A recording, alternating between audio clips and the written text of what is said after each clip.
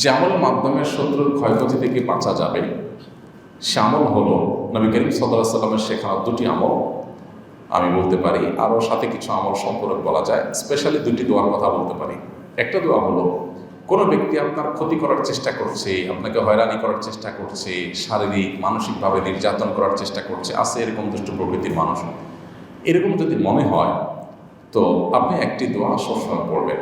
নবী করিম সাল্লাল্লাহু আলাইহি সাল্লাম কোনো ব্যক্তি তার ক্ষতি করতে পারে এরকম আশঙ্কা বোধ করলে তার ক্ষতি থেকে বাঁচার জন্য এই দোয়া পড়তেন। দোয়াটা হলো, আল্লাহুম্মা ইন্না নাজআলুকা ফি নুহুরিহিম ওয়া নাউযু বিকা মিন শুরুরিহিম।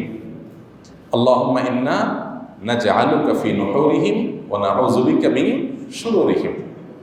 অর্থাৎ, হে আল্লাহ, যারা আমার ক্ষতির চেষ্টা করছে, শত্রুতা করার চেষ্টা করছে, তাদেরকে উপযুক্ত শাস্তি দিয়ে দমন করার জন্য